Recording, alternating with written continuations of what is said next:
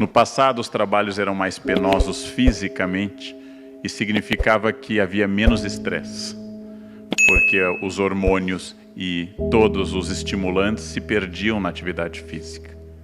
O trabalho hoje é muito estressante mentalmente e multiplica as doenças mentais no século XXI.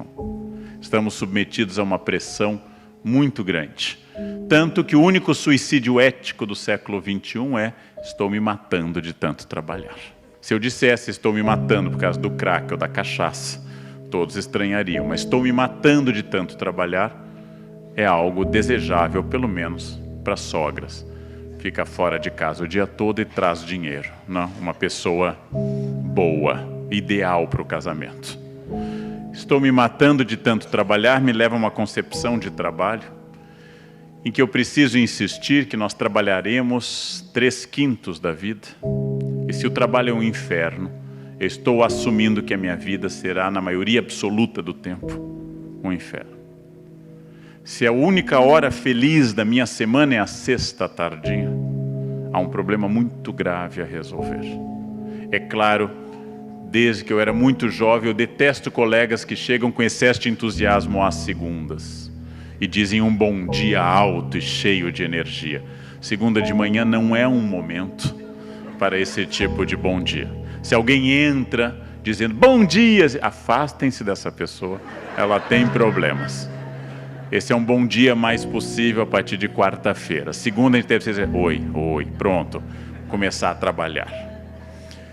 Tal como os senhores, eu também fico cansado, mas aprendi há alguns anos que uma das chaves da felicidade do trabalho é viver o momento que eu estou.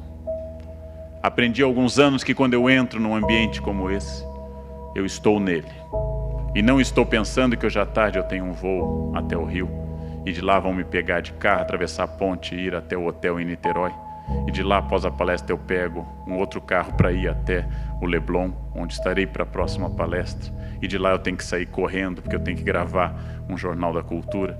Se eu começar assim, eu vou conseguir de forma fabulosa tornar este momento um momento ansioso e o próximo também. E só serei libertado deste círculo pela morte. Então, onde eu estou, eu estou.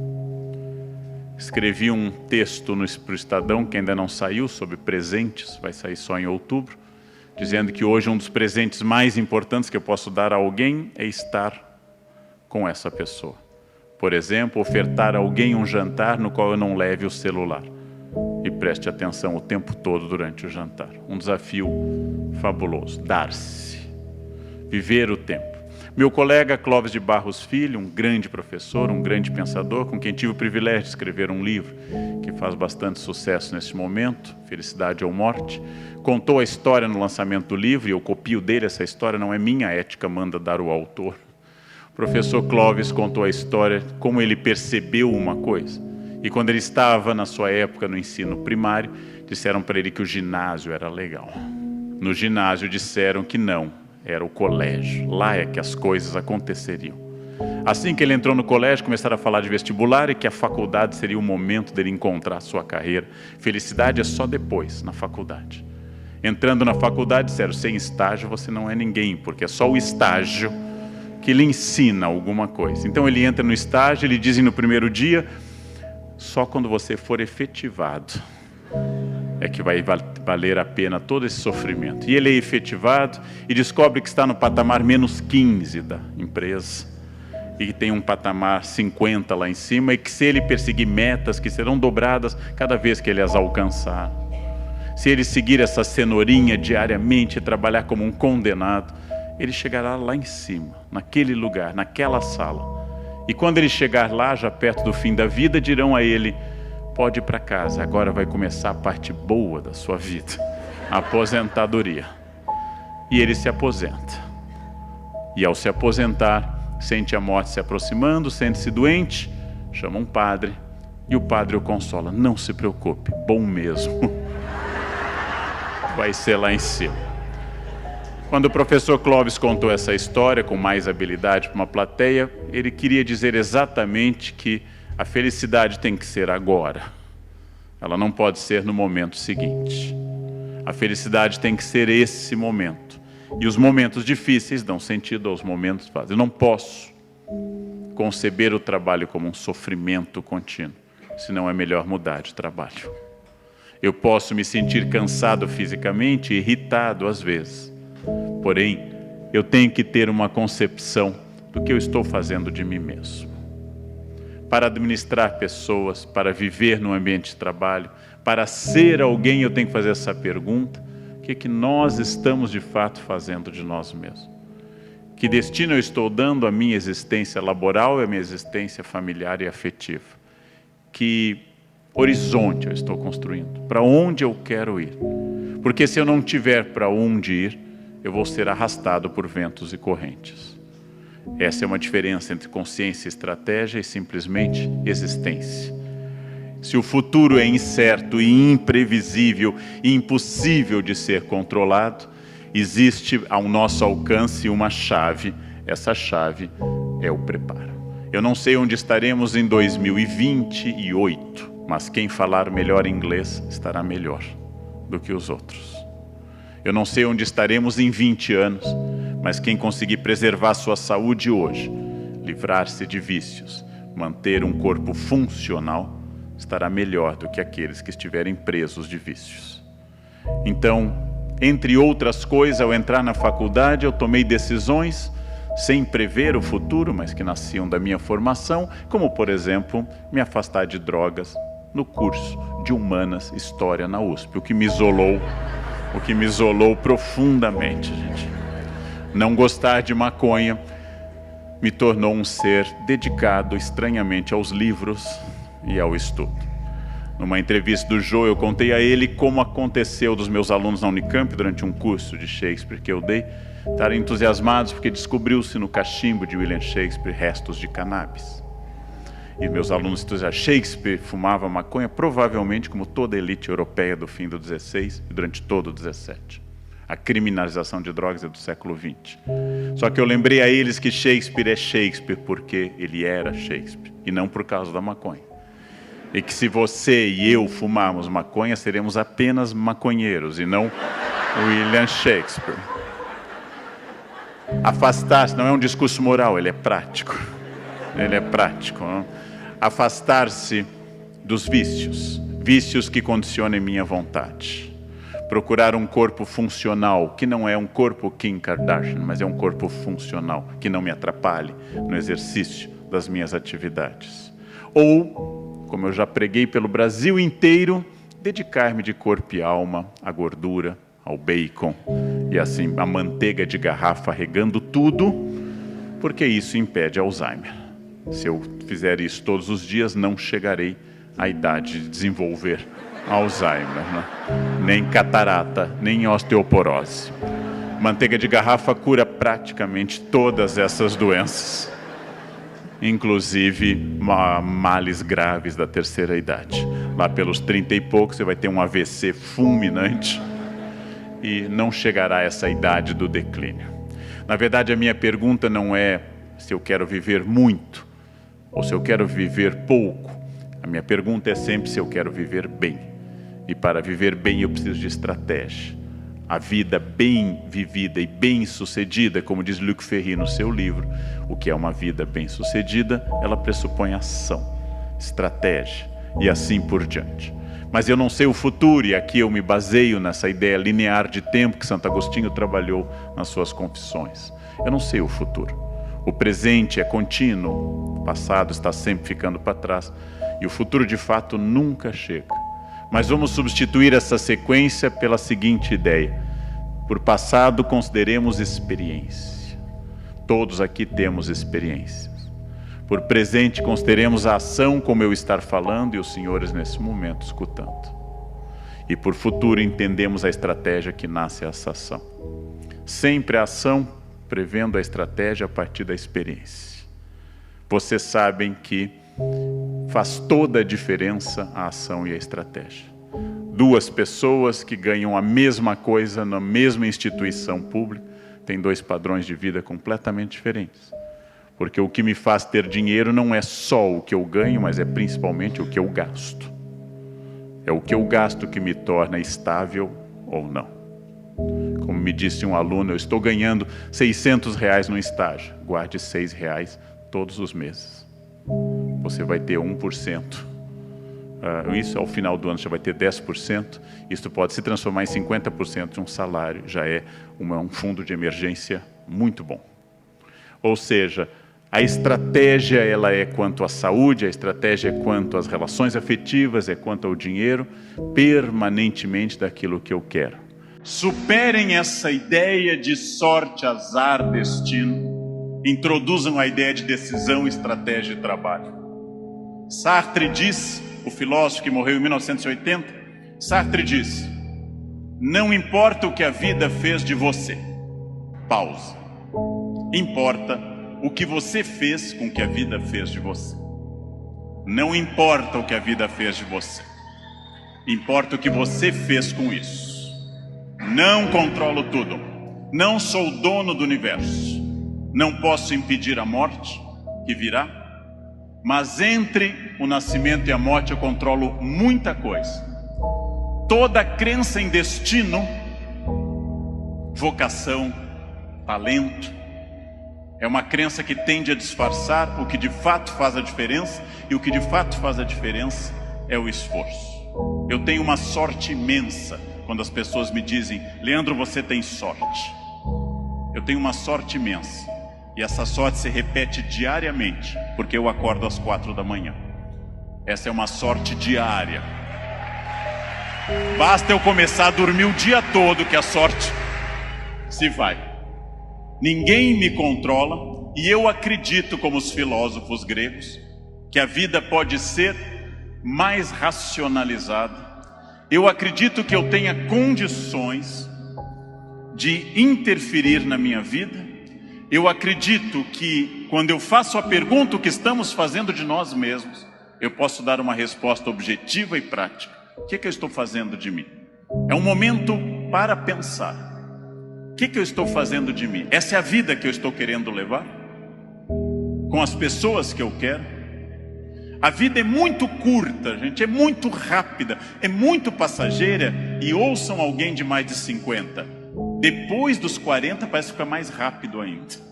Parece que passa numa velocidade incrível. A vida é muito curta para que se perca tempo numa existência medíocre, numa existência pequena, numa existência fraca. A vida é muito curta para que eu tenha uma família que eu não ame, para que eu tenha um emprego que eu não goste, para que eu tenha um trabalho que eu não me dedique. Ela é muito curta para eu ser medíocre. É muito pouco tempo para isso. Perguntem o que estamos fazendo de nós mesmos e sigam o conselho que Sócrates fundou a filosofia ocidental. Conheçam-se, conhece a ti mesmo, conhecimento de si. Sigam esse conselho, sigam essa ideia de saber quem vocês são.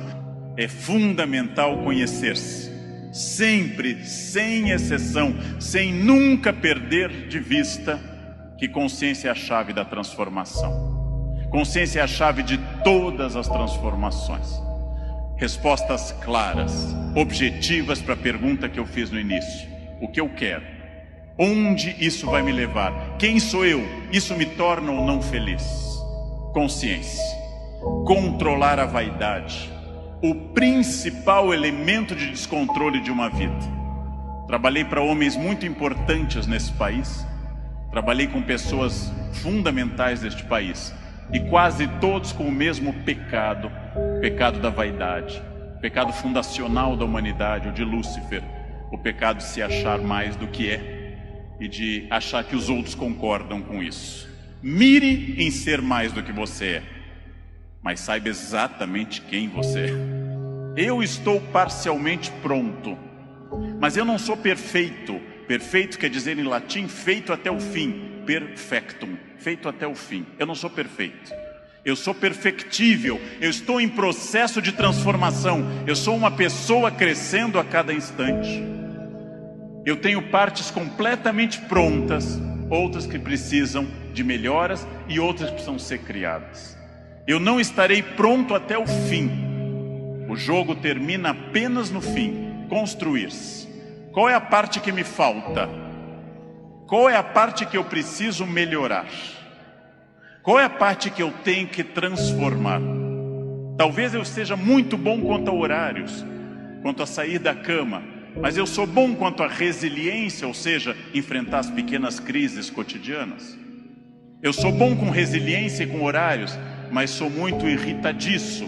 Tenho que trabalhar isso no meu autoconhecimento, num processo de psicologia. Tenho que trabalhar minha irritação. Eu tenho partes a serem melhoradas. Meu português não é bom? Leia, aprende, estude. Eu tenho partes a serem melhoradas. É isso que nós chamamos de construir-se, fazer-se, tornar-se melhor. Não existe nada que eu não possa transformar dentro do padrão do humano. Construir-se, fazer algo novo, fazer uma ideia nova, interferir no meu corpo, na minha renda, na minha família. Freud morreu em Londres fazendo essa pergunta nos seus 2 últimos anos de vida, 1938 e 39. O que as pessoas buscam tanto a infelicidade e quando encontram, ficam admiradas como se fosse uma coisa surpreendente? Por que as pessoas mantêm uma família difícil, em ambiente difícil? Por que fazem programas ruins, estressantes? Porque ano após ano repetem o mesmo erro. E depois, quando vem a infelicidade, na forma de insônia, ansiedade, depressão, angústia, elas ficam surpresas. O que houve com a minha vida? Houve o que você fez. Houve o fruto do seu projeto. Houve a sua ação, houve a sua mão neste cinzel. Não pensem em nada que não seja fruto dessa ação. É isso que eu tenho perseguido sistematicamente nos últimos anos. Aquilo que eu quero, as metas que eu desejo, o mundo que eu quero ver. Seguindo o conselho do grande Mahatma Gandhi, líder da Índia, seja você o mundo que você deseja ver, ou seja, anuncie em você o mundo que você deseja ver. Como eu quero um mundo mais ecológico, eu vou reciclar lixo em casa. Como eu quero um mundo mais humano e mais educado, eu serei mais humano. Como eu quero um trânsito mais cidadão, eu serei um melhor motorista. Como eu quero combater a violência entre as pessoas, eu serei menos violento. Eu sou a transformação que eu quero ver no mundo. Parem de se espelhar no mundo, construam essas coisas, digam a si mesmos onde querem estar, com quem, com qual corpo, com qual renda, em qual casa, e persigam esse objetivo. Esqueçam o que passou, esqueçam o passado, esqueçam tudo que veio até aqui.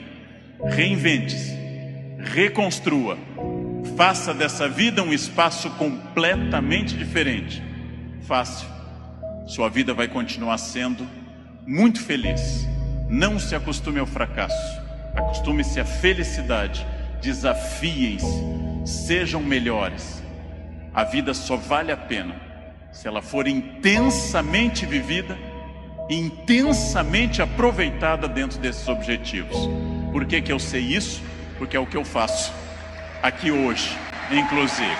E lembrem-se, o erro é parte da espécie humana. Não há ser humano que não erre. Quem não erra não é humano. O humano é errado. Só temos 2 tipos de erros: os fatais e os não fatais. Os fatais não precisam ser analisados, os não fatais precisam. Os italianos dizem, eu gosto muito, não há cogumelos não comestíveis. Todo cogumelo é comestível, alguns apenas uma vez. Apenas uma vez, depois você não comerá de novo. Quando eu quero explicar aos meus alunos literariamente, dentro da tradição cultural do Ocidente, eu lembro a eles que a primeira empresa do planeta Terra, na nossa tradição judaico-cristã, foi a empresa Éden Limitada. O fundador tinha um currículo impressionante, Deus, inatacável. Criou uma empresa perfeita e contratou 2 funcionários locais, feitos ali, treinados no RH dali, nada de gente de fora, barro e costela local.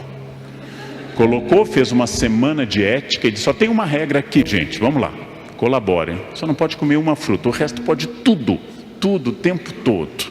É a família perfeita, Adam, em hebraico homem. A família perfeita, Eva, a companheira. Não tem sogra, não tem nora, não tem genro, não tem cunhado, não tem horário, não tem roupa, inocência total. O dia inteiro felizes num local perfeito entre rios. Só uma regra. Nosso mundo é cheio de regras. Só tinha uma regra. O dono se afastou, foram direto infringir a regra. Fundada a sociedade humana. Enquanto Adão e Eva estavam inocentes, não havia tempo, não havia velhice. No momento que eles pecaram e envelheceram e conheceram a doença, a morte e a dor, começa a história. Expulsos por justa causa, vão para a terra, começam a plantar, têm filhos. Adão e Eva geram Caim e Abel. Caim matou Abel, como vocês sabem. Primeira família humana, resultado, 4 pessoas, os mais próximos de Deus, os mais longevos. Adão viveu 930 anos. Os mais longevos, 2 pecadores, 1 assassino e 1 cadáver. Essa é a primeira família humana, gente. Muito mais próxima de Deus do que a nossa. A nossa tem muito mais problemas do que essa, não? E não deu certo. Não deu certo. Aí começa tudo de novo, começam mais filhos, etc. Aí vem o dilúvio. Ou seja, tudo sempre, permanentemente, nós convivemos com o erro. Errar é humano, errar é humano, não esta. Errar é humano. Nós erramos o tempo todo. Nós erramos constantemente. E esse é um exercício para eu aprender que de cada erro deriva uma possibilidade de acerto. Façam o aprendizado.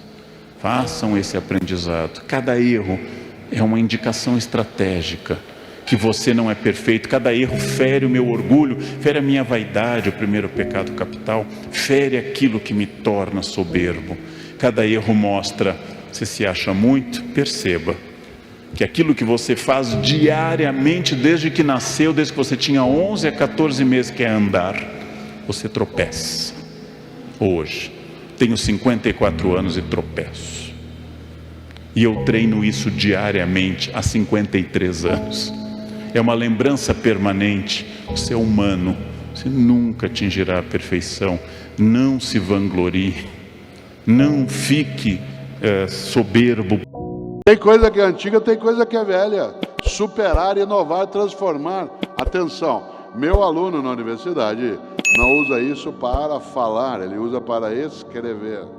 Escrever. Quer falar com teu filho agora? Liga para ele, ele não responde. Manda uma mensagem, ele responde. Você sabe quando alguém é idoso, que ele está com isso no ouvido. Ninguém com menos de 20 anos de idade põe isso no ouvido. Pôs no ouvido é idoso. Que coisa! Sabe quem não conheceu isso em larga escala? Ayrton Senna, os Mamonas Assassinas. Renato Russo conheceu, mas não conheceu outras coisas. 20 anos do Google. O Face é de 2004. Junto com o Facebook, em 2004, foi criado o Orkut. Orkut. Cadê? Foi-se. Já imaginou? Em 2011, atenção, 2011 o Orkut tinha milhões de pessoas a ele conectadas, inclusive aqui. Foi embora. Aliás, existia uma comunidade no Orkut que eu apreciava, chamada Eu Tenho Medo do Mesmo. E eu gostava demais. Porque o Cortella tem muito medo do mesmo. A mesma praça, o mesmo banco, o mesmo jardim, as mesmas flores. No mundo de mudança e velocidade, já imaginou você ficar prisioneiro do mesmo? E ali tinha uma comunidade no Orkut, chamada Eu Tenho Medo do Mesmo. Sabe no que ela era inspirada? Naquela plaquinha que fica em alguns elevadores que diz, antes de entrar no elevador, verifique se o mesmo encontra-se ali parado. Já imaginou, você abre a porta do elevador e o mesmo está lá dentro te esperando, pronto para te pegar. Aliás, tem gente que tinha que ter uma plaquinha dessa na cabeça. Antes de entrar, verifique se o mesmo encontra-se ali parado. Parado. Atenção. Superar, inovar, transformar. A sorte segue a coragem. Esse subtítulo é o nome de um livro meu que saiu esse ano. A sorte segue a coragem, que trata exatamente desse tema. Ele dá sequência a 2 outros mais antigos meus, um chamado Qual é a Tua Obra e o outro chamado Por que Fazemos o que Fazemos. Pois bem, no livro A Sorte Segue a Coragem eu lembro uma coisa. O que é sorte? No mundo de mudança e velocidade, sorte não é só a ocasião favorável, sorte é a circunstância. Sorte é uma ocasião, uma oportunidade que você, sem dúvida, só aproveitará se tiver coragem. Por exemplo, será que pode acontecer coisa na tua vida que favorece se você estiver atenta ou atento? É lógico. Se você estiver desatento, não adianta o cavalo passar arriado. E coragem não é uma disposição eufórica, que é assim, vamos que vamos. Claro que não. A coragem tem que ser preparada. Atenção no que eu vou dizer. Coragem não é ausência de medo. Coragem é a capacidade de enfrentar o medo. Gente que diz que não tem medo não é corajosa, ela é inconsequente. Antes de eu sentar, eu olhei para ver se a poltrona estava aqui. Mas você diz, Cortella, para quê? Ela estava aqui agora há pouco, mas num palco que mexe. Coragem não é ausência de medo, é a capacidade de enfrentar o medo. Eu, Cortella, estou usando muleta há um tempo e eu preciso aprender a fazê-lo com medo de cair. Quem aqui é cadeirante sabe que você precisa de coragem para aprender a fazer alguns movimentos, a praticar algum esporte, porque a gente tem medo. Não confunda medo com pânico. Pânico é incapacidade de ação, medo é estado de alerta. E coragem é a capacidade de enfrentar o medo. Por exemplo, eu criei meus filhos e ajudo com os meus netos, não deixando que eles deixem de ter medo, mas fazendo com que eles possam ter coragem. Você vai atravessar uma rua, a criança tem que ter medo de ser atropelada, mas tem que ter coragem para se preparar, olhar para lá e para cá e passar. Você tem medo de se afogar numa lagoa aqui perto ou num rio, ainda bem, mas tenha a coragem de aprender a nadar e fazê-lo. Por exemplo, tem gente aqui que tem medo de avião, isto é, todo mundo que for inteligente. Osíris Silva, grande engenheiro, nascido em Bauru, um dos homens que ajudou a criar a Embraer, ele tem uma frase que é verdadeira, ele diz, há 2 tipos de passageiros, os que dizem que tem medo de avião e os mentirosos. Eu viajo de avião quase todo dia, amanhã cedo Pedro e eu vamos pegar o avião para São Paulo. Primeira coisa que eu faço quando eu entro no avião, se o piloto estiver na porta, é falar, o senhor tem medo de avião? Se ele falar que tem, eu faço um voo sossegado. Porque se ele tem medo, o que ele faz? Se prepara, organiza, estrutura e vai. Se ele falar assim, o senhor tem medo de avião? Imagina, eu faço isso há 20 anos, eu entro em pânico. Eu falo, e se tiver uma tempestade? Na hora a gente vê o que faz. Quando nós fomos pousar no Rio de Janeiro, Pedro se lembra disso, estava belíssima aquela manhã no Rio. Quando ele foi pousar, ele arremeteu. Que não é uma sensação agradável, mas ela é necessária. Ele arremeteu. Por que o piloto arremeteu? Claro que ele não deu a explicação no momento que arremeteu, porque ele estava preocupado em estabilizar a aeronave. Mas assim que ele estabilizou, ele disse, bom, arremetemos porque a visão ficou prejudicada e para evitar algum problema, eu preferia arremeter. Que alegria que deu daquele piloto, que em vez de dizer, vamos ver o que dá, quem sabe a gente tem sorte. A sorte segue a coragem, mas repito, a coragem não é só uma disposição eufórica, você precisa prepará-la. Humildade.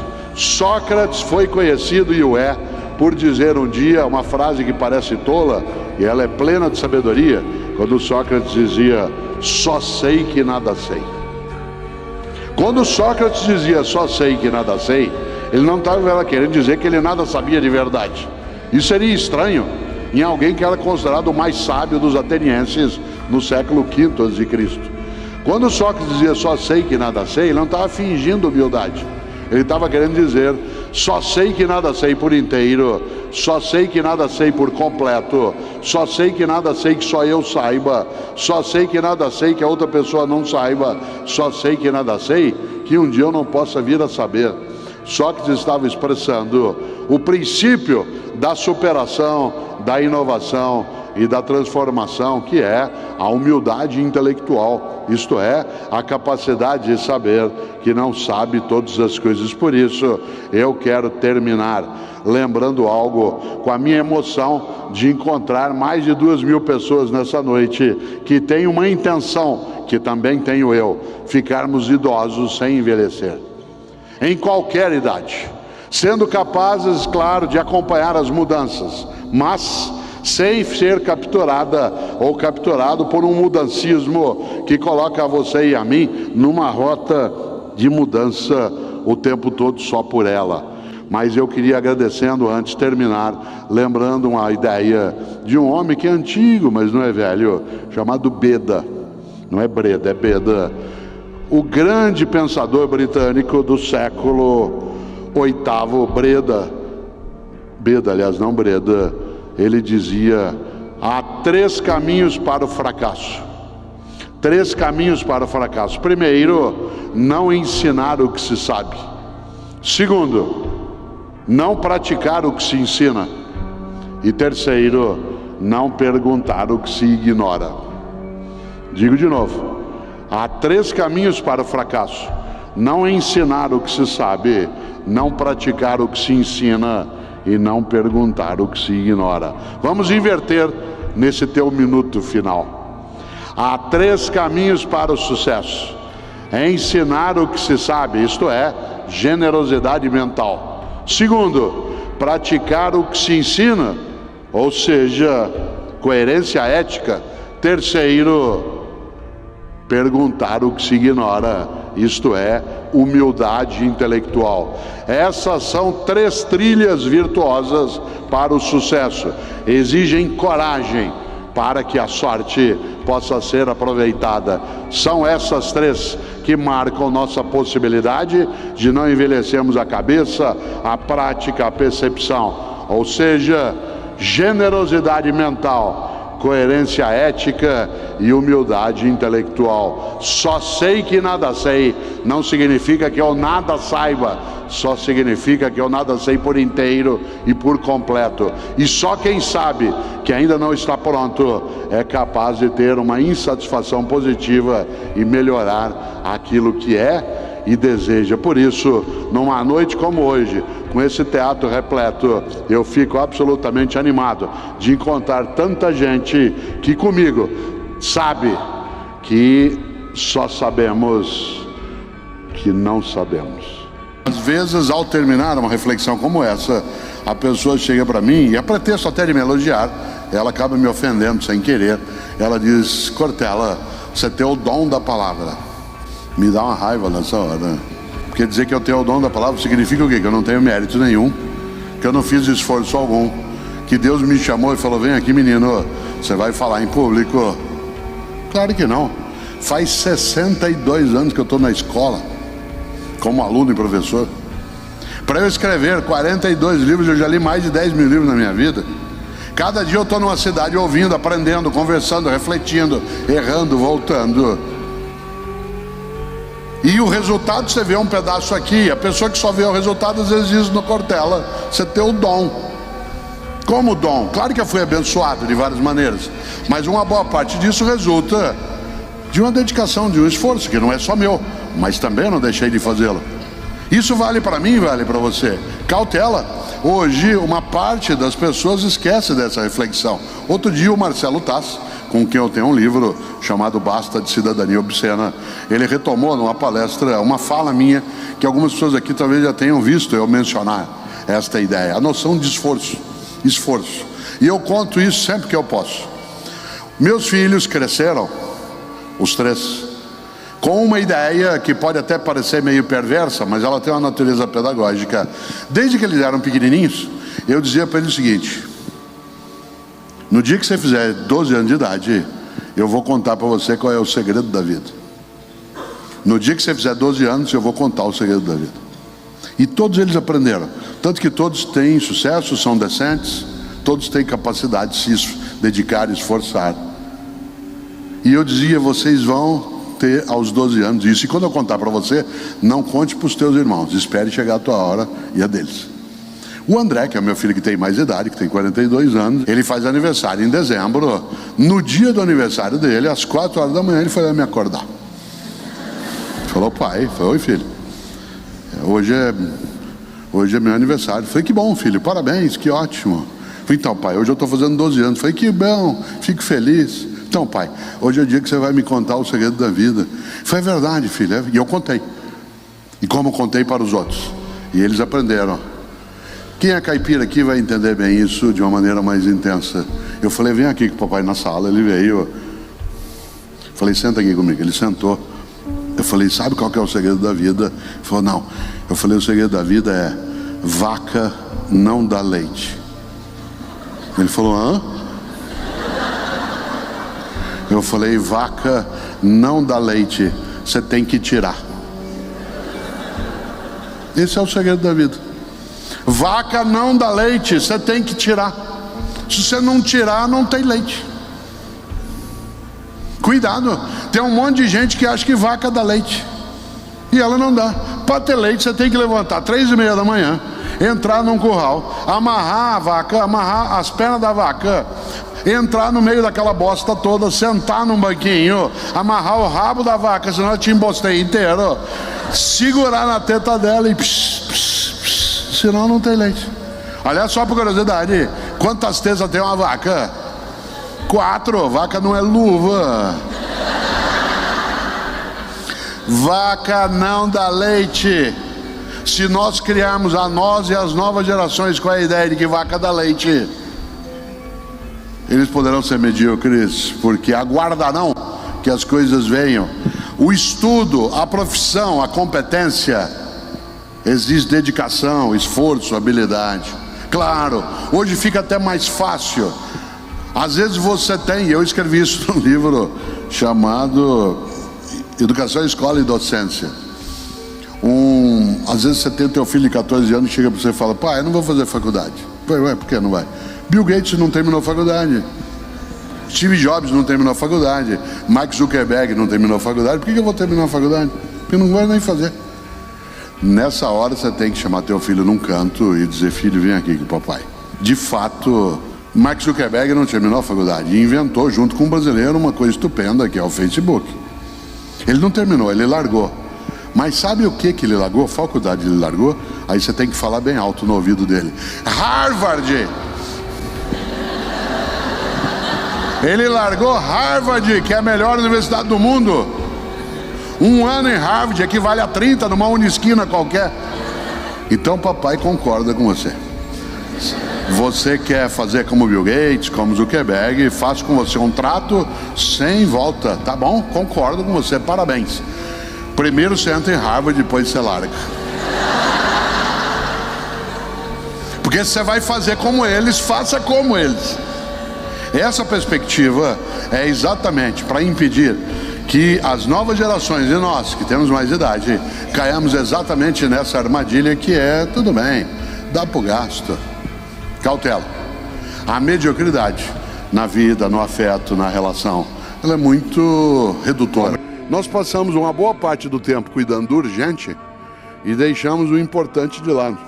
Claro que o urgente tem o seu lugar. Aliás, o urgente também tem que ser lidado, mas ele não pode obscurecer o importante. Por exemplo, o que é urgente? Garantir modo de sobrevivência, mas não é a qualquer custo. O que é urgente? É você lidar com aquilo que é a tua tarefa, que aliás te dá o retorno em relação às tuas condições, mas ela não é exclusiva. Uma parte de nós, repito, se dedica e está formando novas gerações com a perspectiva do urgente, deixando de lado o importante. O que é o importante? O importante é aquilo que faz com que a vida tenha propósito. Afinal, um dia partimos. E meu avô Ettore, italiano, todos os dias, quando nós, os netos, acordávamos de manhã, e ele vivia no interior de São Paulo, e quando a gente lá estava e podia encontrá-lo, meu avô, todos os dias, quando a gente acordava, ele nos perguntava sempre 2 coisas. Eu passei a vida perguntando isso aos meus filhos, e agora, quando posso, pergunto aos meus netos. Todos os dias, assim que a gente acordava, ele perguntava, quais são os teus planos para o futuro? Todos os dias. Isso era irritante, porque isso nos obrigava a ter que pensar em futuro. E eu só queria aproveitar aquele momento.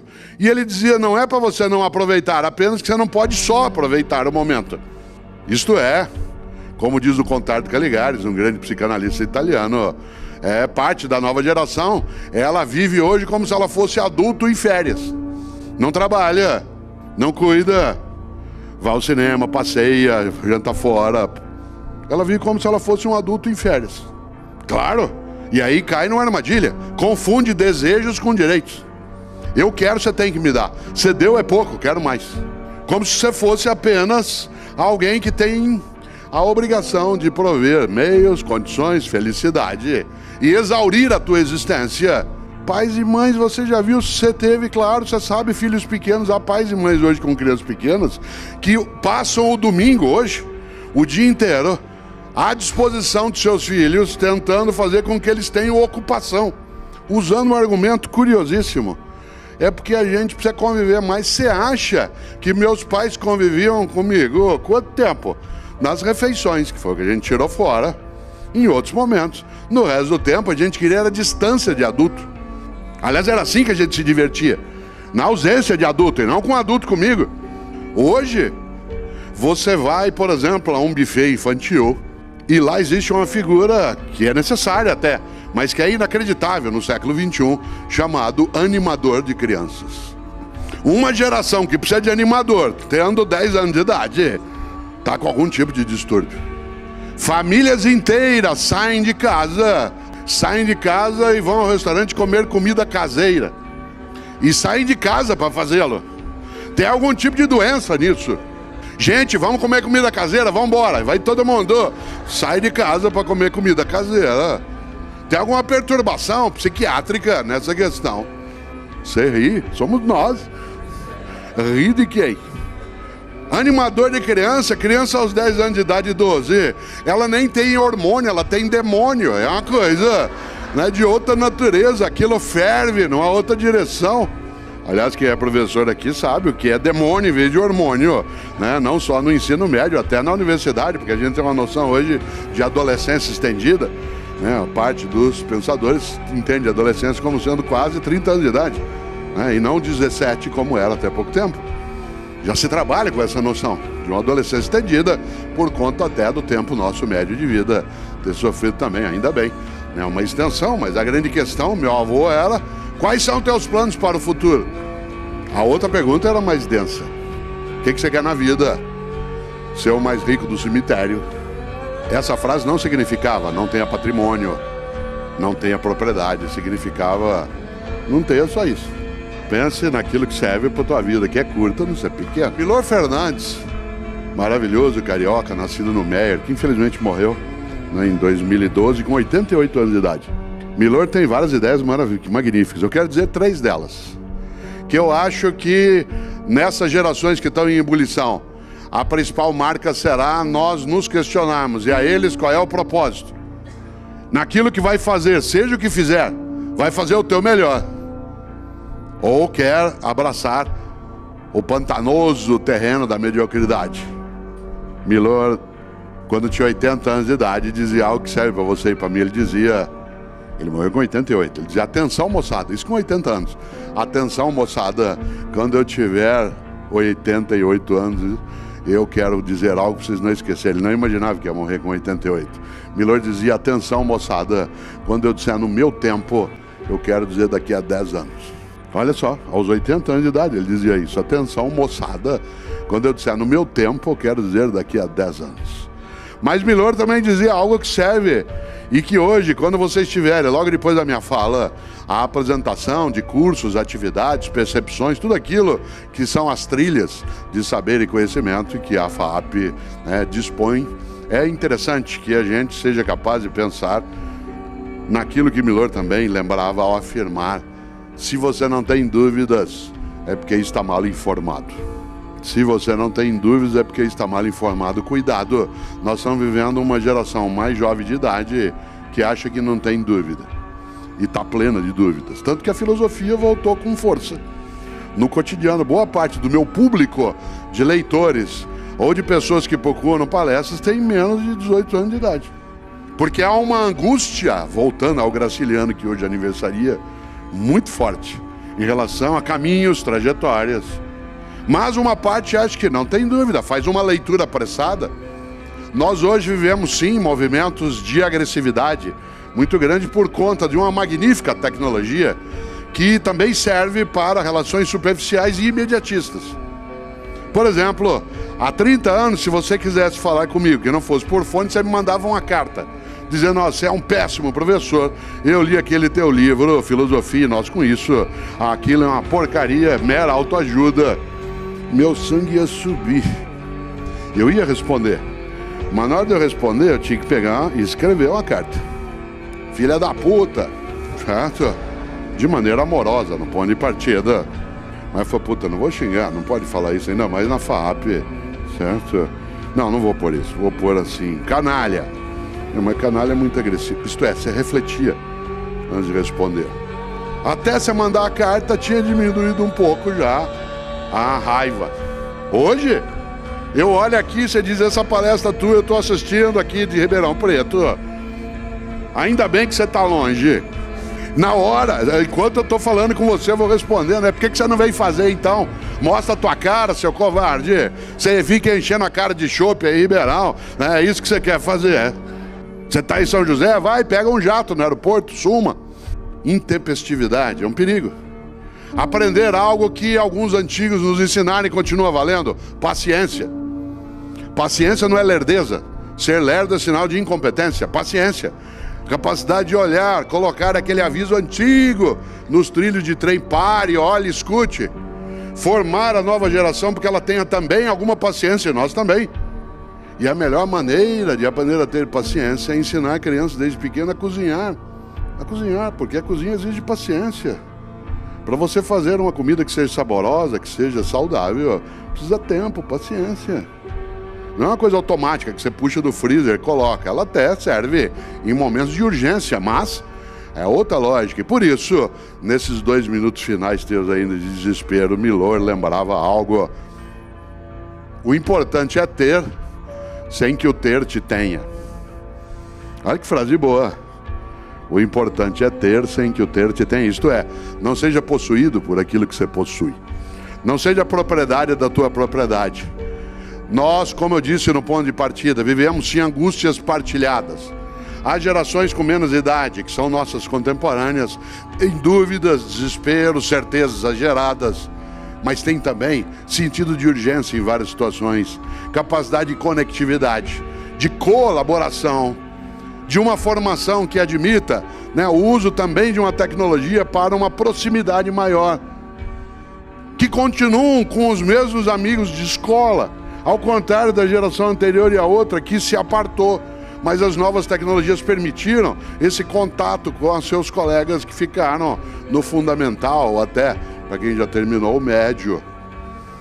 Poucos de nós com mais de 50 anos ainda temos nossos amigos de escola, porque foi se distanciando, a tecnologia permitiu, mas ela permite também a superficialidade. Por isso, tempos maravilhosos, tempos em que a gente é capaz de, com uma tecnologia dentro da FAAP, fazer aqui uma reflexão que atinge vários lugares de outras cidades, que permite que enquanto teu filho ou filha, ou a pessoa que você ajuda a cuidar, está fazendo um exame, você participe, né, de uma palestra, de outras atividades, depois conheça coisas dentro do campus, seja capaz, antes de mais nada, né, de um mundo que tem um encantamento. Encantamento esse que vai desde o mundo tecnológico até algo que eu fiz durante agora, completando 60 minutos, que é uma aula expositiva. Chamaremos de canalha. Canalha é aquele que, para obter o que pretende, não hesita em parar em fila dupla.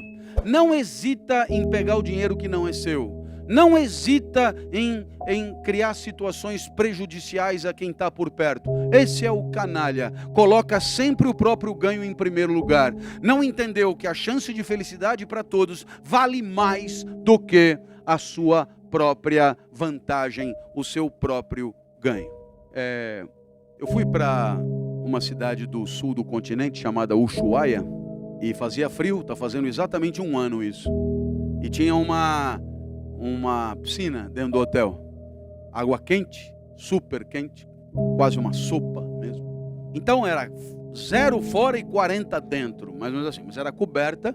E aí dentro da piscina tinha um bar que vendia bebidas em geral, água, refrigerante, bebidas alcoólicas, etc. Então o pessoal comprava as bebidas, entrava na piscina e ficava. E uma coisa me chamou a atenção, todo mundo entrava na piscina, mas ninguém saía. Eu comecei a pensar, puxa vida, esse lugar aqui, a Patagônia, deve ter um ar que facilita a contenção urinária, porque ninguém sai daqui, né? Eu não sei se na minha idade, sabe como é, a próstata aumenta, a bexiga diminui, até as minhas palestras diminuíram de tamanho, porque senão eu não aguento, eu tenho que fazer xixi, né? E eu comecei a perceber que ninguém saía da piscina, e eu quase que perguntei, vocês tomam algum remédio para poder aguentar e tal? Aí eu vi lá uma porta escrito WC, né? Uma porta escrito WC, e eu comecei a perceber que ninguém abria aquela porta. E aí então eu não aguentava mais, saí da piscina e percebi o cúmulo. A porta estava trancada, já se presumia que ninguém iria fazer o que eu fiz, porque, claro, você sabe, todos ali aliviavam sua atenção na piscina. Então eu reparei um cidadão, desses caras bacanas, sabe? Cabeleira lanzuda, desses que tem Toyota Corolla prata, esposa bonita, gente diferenciada mesmo, gente bacana. E esse cidadão estava com a esposa dentro da piscina, pessoa bacana também. E os 2 filhos, um deles aprendendo a nadar e engolindo água.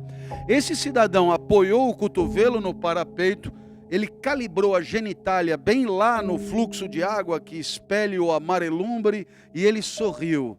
O sorriso dos justos, o sorriso de quem nunca vai sair da piscina para fazer xixi, porque está frio lá fora. E aí você imagina, meus amigos, que essa pessoa não se incomoda que o filho engula a sua urina, porque um canalha é assim, para não passar frio. O fato do filho engolir a própria urina não é um problema. Você gostou? O exemplo do xixi na piscina é uma metralhadora giratória, não é? É um exemplo violento mesmo. Se você imaginar que esse exemplo seja uma alegoria, uma metáfora, imagine que a piscina seja o nosso país. Imagine que o WC seja a ética. Imagine que quem vai ao WC seja um indivíduo justo e honesto. E imagine o resto. Todo mundo urinando e defecando no lugar onde está. E assim vamos nos acostumando a conviver com a excreção moral de todos nós. E já que tem alguém que urina, por que deveria eu sair da piscina? E assim faremos daquela sopa quente uma espécie de piscina de excrementos. E vamos nos habituando de tal maneira que já não nos incomodamos mais de conviver com o xixi alheio. É bem legal esse exemplo. É gozado como o título da minha palestra é a sobrevivência do futebol. E é interessante porque é tão fácil perceber que nós estamos, todos os que trabalham com futebol, estão envolvidos na mesma aventura.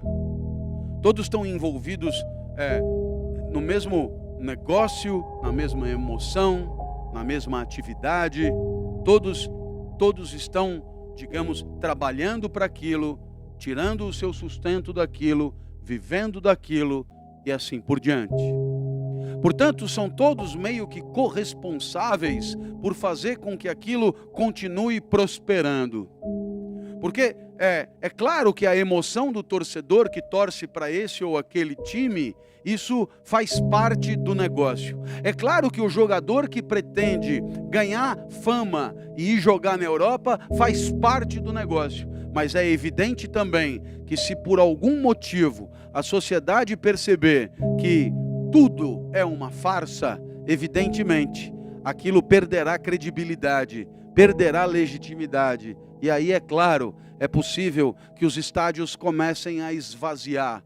É possível que as pessoas que outrora eram torcedores fervorosos se tornem pessoas um pouco decepcionadas, que comecem a falar, não, só na Copa do Mundo, ou se bobear, nem na Copa do Mundo. E aí, é claro, todo o negócio padece. Negócio que dá abrigo e sustento a todo mundo. Sendo assim, somos corresponsáveis por proteger as regras do jogo.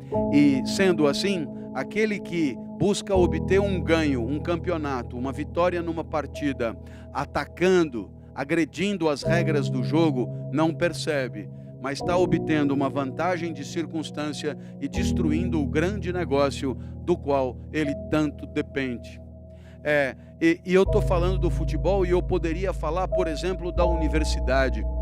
A universidade tem seus protocolos, a universidade tem o seu vestibular, a universidade tem os seus critérios de admissão, a universidade tem a seleção dos professores, a universidade tem uma série de coisas. Na hora que o professor entra por baixo dos panos, porque ele corrompeu a banca examinadora, na hora que o aluno passa no vestibular porque soube das questões com antecipação e, portanto, não merecia estar aonde está, na hora que dentro da universidade você passa de ano colando, furtando provas, então você, desmoralizando todo o processo, não percebe que quando chegar no final do seu curso, você recebe um diploma que não vale nada, porque o valor do diploma está no reconhecimento dos outros, o valor do diploma está no aplauso dos outros, está na sensação de brilho, de mérito que aquele diploma simboliza.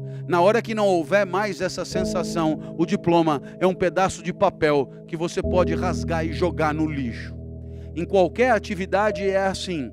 A crença na lisura, na honestidade dos processos e no respeito dos procedimentos é a condição para continuarmos nos interessando por aquilo, para continuarmos vivenciando aquilo como valendo a pena, na certeza de que quando um time é campeão é porque, a grosso modo, é mesmo o melhor time.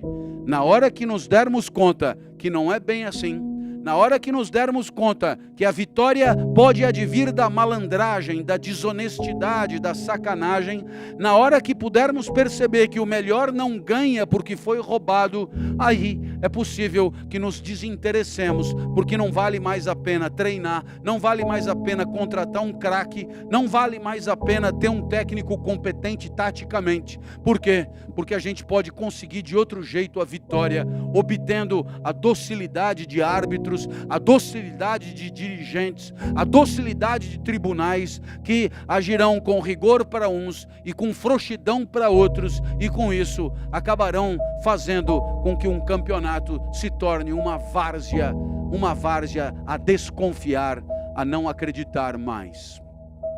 Meus amigos, numa sociedade onde todos desconfiamos de todos, não é fácil manter viva a chama da aparência de honestidade. Não é fácil manter viva a certeza de que aquilo ali é uma competição onde as pessoas de fato partem todas da mesma linha e que o mérito define o vitorioso. Por essas e por outras, somos todos corresponsáveis para manter viva esta crença. Caso contrário, estaremos cavando a sepultura do negócio que nos abriga e que nos dá sustento. É nesse sentido que eu gostaria de insistir, não é? Estamos vendo novas gerações surgir. As crianças nascem todos os dias. E as crianças que nascem hoje, elas conviverão com pessoas que dizem coisas muito diferentes do que eu ouvi quando era criança. Eu me lembro do meu pai e eu dizia a ele: pai, se você fizer isso a gente vai perder muito. Ele sorria e dizia: como a gente pode perder muito se a gente não tem muito? Só perde muito quem tem. Só tem uma coisa de valor que a gente não pode perder: a oportunidade que eu tenho de te educar. Se eu empenhei a minha palavra e disse que eu faria alguma coisa, pois então, a minha palavra tem valor.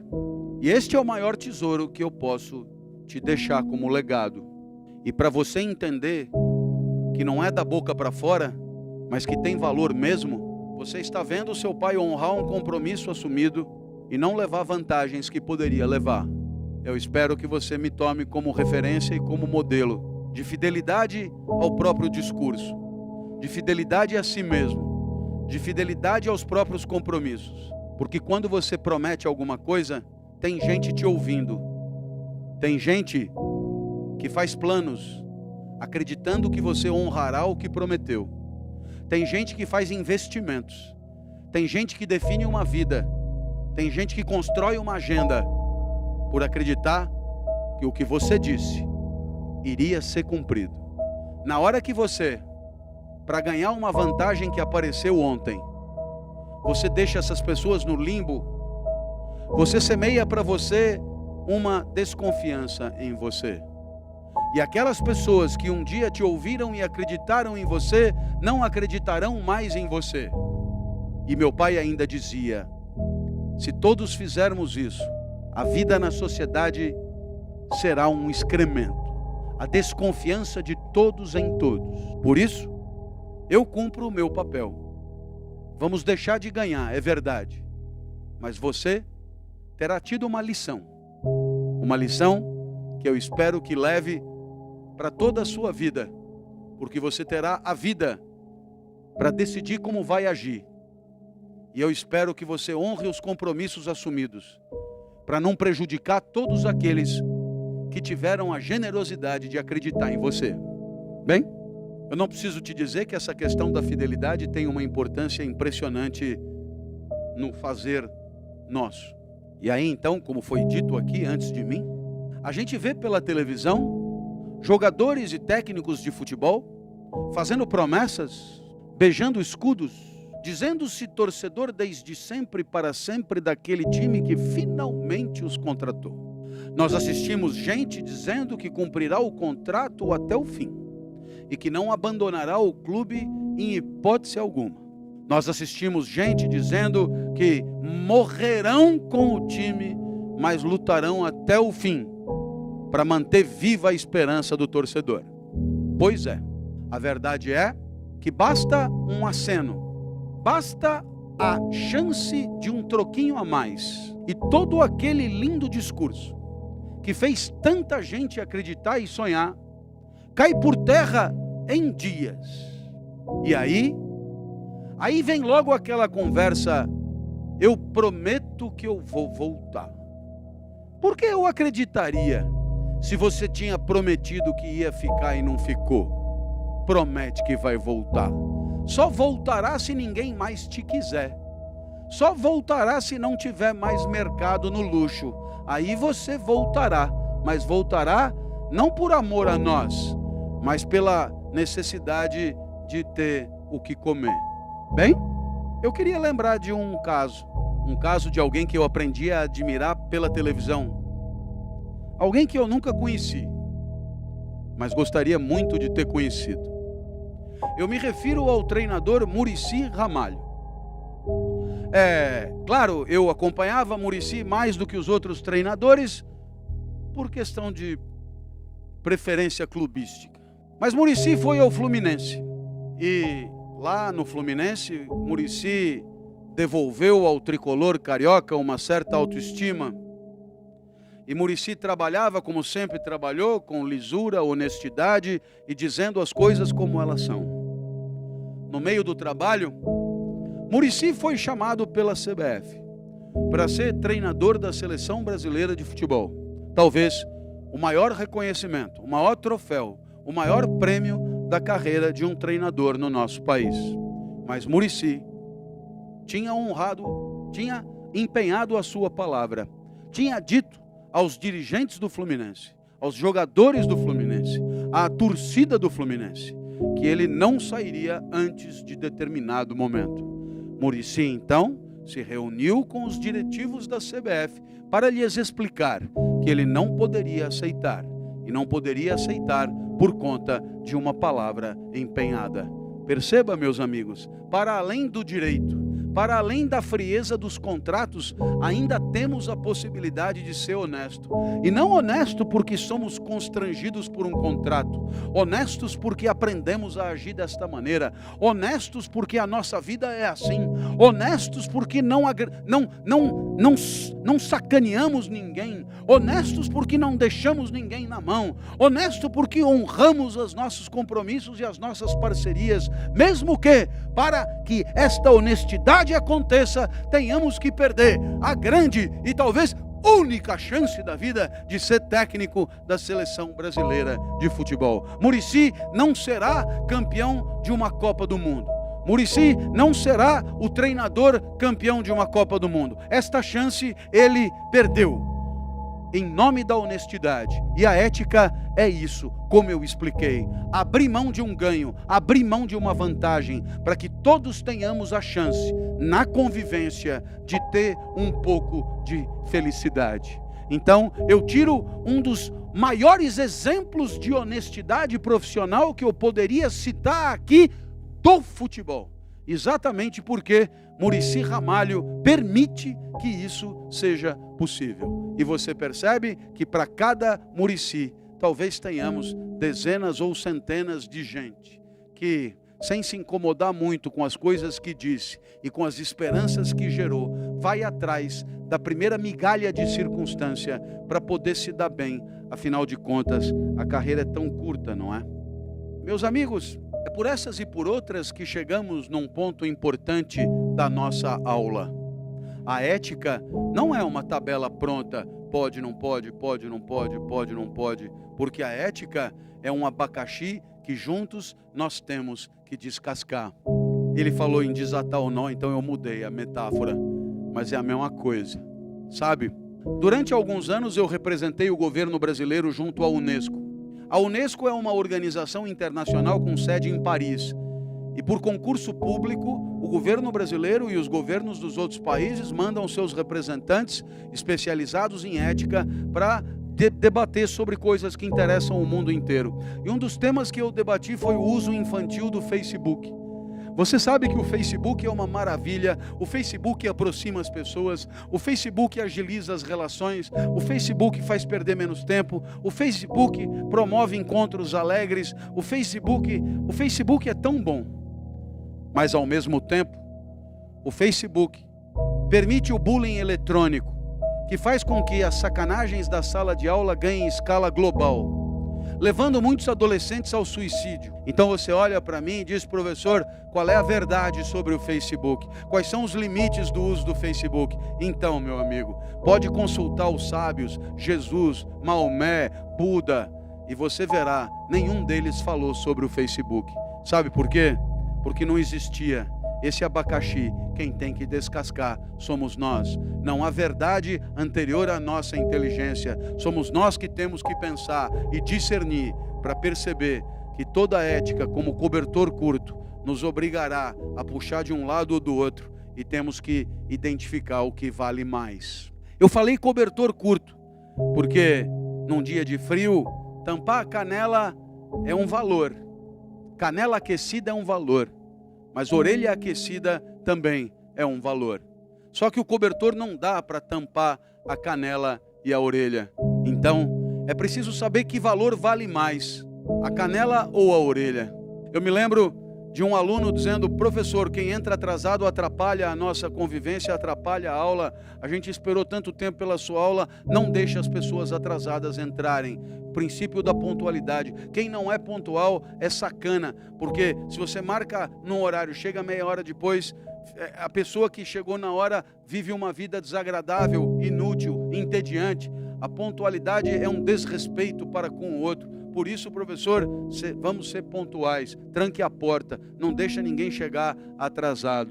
Aí o menino do lado falou: professor, eu queria dizer que o colega tem toda a razão, a pontualidade é super importante. Como seria bom se pudéssemos estar aqui todos no horário, mas eu queria lembrar ao senhor que eu faço parte de um grupo que mora na periferia sul da cidade, mais especificamente em Grajaú e Parelheiros.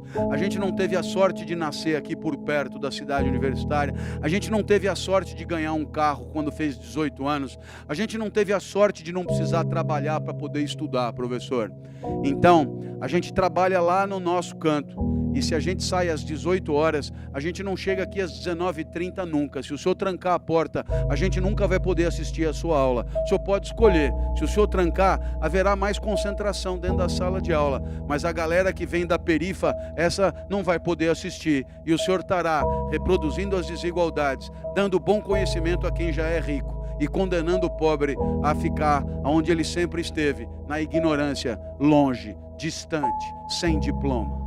Entendeu o cobertor curto? Assim você pode imaginar que ganhar um jogo tem grande valor. E é claro que tem grande valor, porque com vitórias há campeonatos, com vitórias há valorização dos atletas, com vitória há valorização da equipe técnica, com vitórias há tudo de bom para aqueles profissionais. Portanto, num jogo o que se busca é a vitória. A vitória é um valor, mas que fique claro, não é o único valor. E na lógica do cobertor curto, é possível ganhar simulando. É possível ganhar fingindo-se derrubado na grande área. É possível ganhar fingindo-se agredido pelo adversário. É possível ganhar fingindo-se lesionado. É possível ganhar fingindo-se apto a jogar. É possível ganhar fingindo-se mentindo a idade. É possível ganhar enganando, ludibriando, iludindo. E aí, é claro, você percebe que o cobertor curto nos permite concluir que a vitória vale muito, mas não de qualquer jeito. Não de qualquer jeito, porque quando você ganha desse jeito aí, quando você ganha na fraude, no engodo e na mentira, você ganha sem mérito, ganha sem brilho e o que é pior, destrói o jogo, destrói o prestígio do jogo, destrói o valor do jogo. Provavelmente vocês já ouviram falar em sustentabilidade. Sustentabilidade é uma palavra da moda. Sabe o que quer dizer? Os franceses, quando falam sustentabilidade, eles usam a palavra durabilidade. Sabe por quê? Porque a sustentabilidade é mais ou menos isso. Na hora de você agir agora, busque o ganho, mas não ganhe de maneira a impedir o ganho de amanhã. Não ganhe de maneira a impedir o lucro de amanhã. Não jogue de maneira a destruir o jogo de amanhã. Não vença de maneira a impedir a vitória de amanhã. Por quê? Porque se você ganhar hoje e acabar com o jogo, essa terá sido a sua última vitória. A vitória que não se reproduz mais. A vitória que destruiu o jogo e o ganha-pão. E é claro, ninguém quer essa vitória para ninguém. E por isso, a vitória sustentável é aquela em que você ganha por mérito e com isso você faz com que o jogo de amanhã tenha ainda mais interesse, mais brilho e mais disputa para se identificar o melhor, o mais competente, o que de fato tem mais bola para jogar.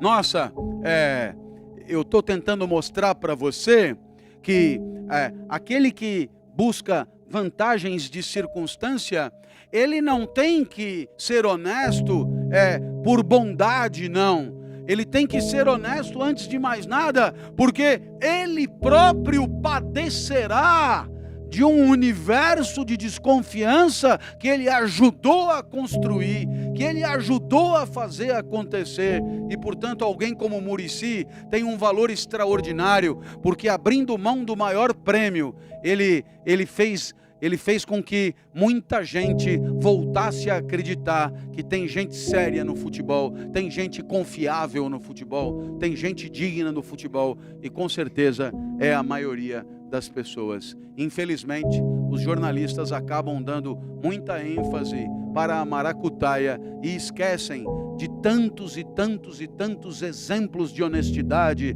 de lisura, de fidalguia, de honestidade no jogo, que acabam passando desapercebido ou até passam por desinteressantes num mundo aonde só dá ibope o que é grotesco, o que é inescrupuloso.